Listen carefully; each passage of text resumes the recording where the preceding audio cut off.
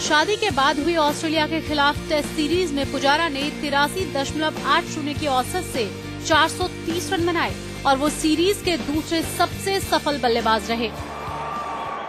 इस वक्त पुजारा के बिना टीम इंडिया के मध्यक्रम की कल्पना नहीं की जा सकती। द्रविड़ के बाद अब पुजारा को टीम इंडिया की नई दीवार माना जा रहा है। वैसे पुजारा को सिर्फ मैदान के बाहर ही नहीं बल्कि स्टेडियम में भी पूजा का पूरा साथ मिलता है। पुजारा की हौसला अफजाई के लिए पूजा अक्सर मैदान पर उनकी पारियां देखने पहुंच जाती हैं, जिसके बाद तो पुजारा की बल्लेबाजी में नई जान आ जाती है। अभी तो शुरुआत है, पुजारा को विदेशी पिचों पर भी अपने आप को साबित करना है और अगला दौरा है साउथ अफ्रीका का। लेकिन पुजारा को अगर लेडी लक का इसी तरह साथ मिलता रहा तो उनके लिए ज्यादा मुश्किल नहीं होने वाली। Sports desk, news nation. Pujara को अगर लेडी लक का साथ मिलता रहा तो उन्हें बहुत ज्यादा मुश्किल नहीं होने वाली। कहा जा रहा है कि विदेशी पिच पर वो किस तरह का प्रदर्शन करते हैं ये देखने वाली बात होगी। क्या वहां पास होंगे या फिर फेल होंगे। पहले यही कहा जाता था कि वो राहुल द्रविड़ की जगह नहीं ले सकते, लेकिन जिस तरह से उन्होंने बल्ला चलाया है अब तो ये कहा जा रहा है कि वनडे में भी उनकी जगह बनती है और बहुत जल्दी वो वनडे टीम में भी शामिल हो जाएंगे। T20 में भी उनका अंदाज देखने को मिलेगा और सब कुछ लेडी लक की बदौलत, क्योंकि जिस तरह से पुजारा उनके साथ होती है, उनका हौसला बढ़ाती है, तो ऐसा लगता है कि उनका बल्ला कभी खामोश नहीं होने वाला, क्योंकि हौसला बरकरार रहता है। बहरहाल आपको बताते हैं अब ऑस्ट्रेलिया सीरीज में सबसे ज्यादा विकेट लेने वाले अश्विन के, जिनके लेडी लक ने किस्मत ही बदल कर रख दी है। शादी के बाद अश्विन के फिरकी की फांस को तोड़ना विरोधी बल्लेबाजों के लिए और भी मुश्किल बन गया है। लेडी लक के मामले में टीम इंडिया के स्पिनर अश्विन भी काफी लकी रहे। शादी के बाद अश्विन का करियर ग्राफ अचानक चढ़ने लगा और कभी टीम इंडिया में शामिल होने के लिए संघर्ष करने वाले अश्विन आज टीम इंडिया के टॉप स्पिनर हैं। अश्विन ने अपने बचपन की दोस्त प्रीति के साथ 13 नवंबर 2011 को शादी की। शादी के अगले ही दिन अश्विन को कोलकाता टेस्ट खेलने के लिए रवाना होना पड़ा। इसके बाद मुंबई टेस्ट में अश्विन ने अपने इंटरनेशनल करियर का पहला टेस्ट शतक जड़ा। बल्ले ही नहीं, प्रीति के जिंदगी में आने के बाद इस स्पिनर की गेंदों में भी धार आ गई, जिसके आगे बड़े बड़े बल्लेबाजों ने सरेंडर कर दिया। इंग्लैंड के खिलाफ भारत में हुई पिछली सीरीज में अश्विन ने 4 टेस्ट मैचों में 14 विकेट लिए, जबकि ऑस्ट्रेलिया के खिलाफ गावस्कर बॉर्डर ट्रॉफी में अश्विन ने बेहतरीन प्रदर्शन करते हुए 4 टेस्ट मैचों में 29 विकेट लिए। वो सीरीज के सबसे सफल गेंदबाज रहे और पहली बार मैन ऑफ द सीरीज चुने गए। साफ है, प्रीति के जिंदगी में आने के बाद अश्विन की जिंदगी ही बदल गई। कुंबले और हरभजन के बाद अब अश्विन के हाथों में टीम इंडिया की स्पिन की कमान है और जिस तरह अश्विन का लेडी लक काम कर रहा है, उसे देखते हुए कहा जा सकता है कि अगले कई सालों तक स्पिन की बागडोर अश्विन के हाथों में रह सकती है। Sports desk, news nation. साफ तौर पर कहा जा सकता है कि अश्विन का भी लेडी लक ने काफी साथ दिया है। शादी के बाद उन्होंने टेस्ट में शतक जड़ा और उसके बाद जिस तरह से ऑस्ट्रेलिया को नेस्तनाबूद किया है, सिर्फ 4 मैच में 29 विकेट, सबसे ज्यादा विकेट लेने वाले खिलाड़ी बने और तमाम वो क्रिकेटर जिनकी शादी हुई उनका हौसला बढ़ाती गई उनकी पत्नियां और उसके बाद मैदान पर उनका प्रदर्शन जबरदस्त तरीके से बढ़ा है। हालांकि अप्स एंड डाउन्स भी होते रहते हैं, लेकिन जो समर्थन मिला है परिवार की तरफ से, पत्नी की तरफ से, बीवी की तरफ से, उसके बाद उनका प्रदर्शन का ग्राफ काफी ऊपर चढ़ा है।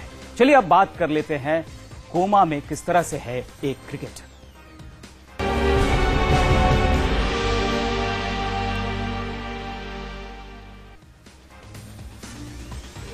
न्यूजीलैंड के क्रिकेटर जेसी राइडर की हालत खराब है। राइडर का न्यूजीलैंड के पब के बाहर झगड़ा हो गया था और अब वो कोमा में पहुंच गए हैं।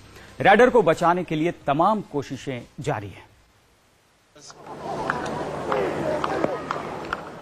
क्रिकेट के मैदान पर न्यूजीलैंड को अपने खेल से कई जीत दिलाने वाले ऑलराउंडर जेसी राइडर आज जिंदगी और मौत के बीच जंग लड़ रहे हैं। राइडर कोमा में हैं और उनकी हालत काफी गंभीर बनी हुई है।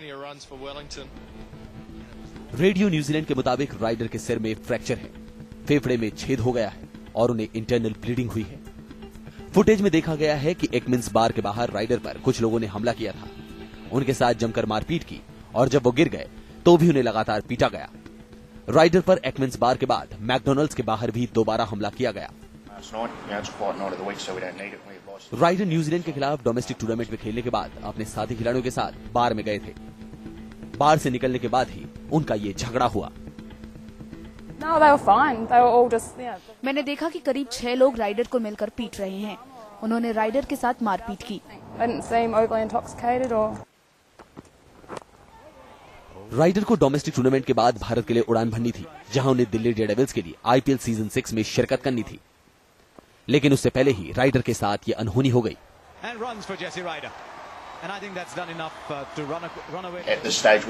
राइडर अपने दोस्तों के साथ यहाँ पर बैठे थे। थोड़ी देर बाद वो बाहर गए, जिसके बाद उनका झगड़ा हुआ। हम पुलिस की जांच में पूरी मदद करेंगे। राइडर को एक टैलेंटेड बल्लेबाज माना जाता है, लेकिन शराब की वजह से वो पहले भी खबरों में रहे हैं। हालांकि उनके बारे में खबर मिलते ही साथी खिलाड़ियों ने उनके जल्द स्वस्थ हो जाने की कामना की है। जेसी राइडर ने अब तक 18 टेस्ट मैच खेले हैं, जिसमें उन्होंने करीब 41 की औसत से 1269 रन बनाए हैं। उन्होंने 3 शतक बनाए हैं और उनका बेस्ट स्कोर 201 है। वहीं 39 वनडे मैचों में उन्होंने 34 की औसत से 1100 रन बनाए हैं। हालांकि पुलिस अब राइडर पर हमला करने वालों की जांच कर रही है, लेकिन दुनिया भर के क्रिकेट फैंस यही दुआ कर रहे हैं कि राइडर जल्द से जल्द ठीक होकर मैदान पर वापसी करे। Sports desk, news nation. और अब खबर आईपीएल से। श्रीलंका के पूर्व खिलाड़ियों ने आईपीएल में खेल रहे लंकाई खिलाड़ियों को लीग का बहिष्कार करने की सलाह दी है। पूर्व क्रिकेटर्स का मानना है कि चेन्नई में मैच खेलने पर लगी रोक जायज नहीं है। तमाम विरोधों के बाद आईपीएल कमेटी ने श्रीलंका के खिलाड़ियों को चेन्नई में होने वाले मुकाबलों से दूर रखा है, लेकिन इसके बावजूद आईपीएल की मुश्किलें आसान होती नहीं दिख रही हैं। अब श्रीलंका के दिग्गज खिलाड़ियों ने इस मामले में आईपीएल के संचालकों की जमकर आलोचना की है और श्रीलंका के क्रिकेटरों को आईपीएल में ना खेलने की सलाह दी है। श्रीलंका के पूर्व कप्तान अर्जुना रणतुंगा का मानना है कि श्रीलंकाई क्रिकेटरों को आईपीएल से हट जाना चाहिए। जहां तक क्रिकेटरों का सवाल है, तो मैं समझता हूं कि यदि वे दक्षिण भारत में नहीं खेल सकते तो उन्हें दूसरे हिस्सों में भी नहीं खेलना चाहिए। मेरी निजी राय है कि यदि खिलाड़ियों का भारत के एक हिस्से में स्वागत नहीं होता है तो उन्हें आईपीएल का हिस्सा नहीं बनना चाहिए। आईपीएल खेल रहे मुरलीधरन का भी मानना है कि कमेटी का ये फैसला निराश करने वाला है। क्रिकेट के लिए दुखद दिन है कि हमें भारत के किसी हिस्से में खेलने की अनुमति नहीं दी जा रही है। ये सरकार का फैसला है और यदि वो हमें सुरक्षा मुहैया नहीं करा सकती तो हमें सतर्क रहना होगा। दरअसल पिछले काफी वक्त से श्रीलंकाई खिलाड़ियों को आईपीएल में खिलाने का विरोध हो रहा था, लेकिन इसके बाद तमिलनाडु की मुख्यमंत्री जयललिता ने प्रधानमंत्री को चिट्ठी लिखकर श्रीलंका के खिलाड़ियों को आईपीएल में ना खिलाने की सिफारिश की और साफ कर दिया कि चेन्नई में होने वाले मैचों में अगर श्रीलंका के खिलाड़ी खेलेंगे तो वो मैच नहीं होने देंगी। जिसके बाद आईपीएल कमेटी ने श्रीलंका के खिलाड़ियों को चेन्नई के मैचों से बाहर करने का फैसला किया। अब देखना होगा कि ये विवाद यहीं शांत होगा या श्रीलंका के खिलाड़ी सीनियर खिलाड़ियों की सलाह मानकर नया विवाद खड़ा कर देंगे। Sports desk, news nation.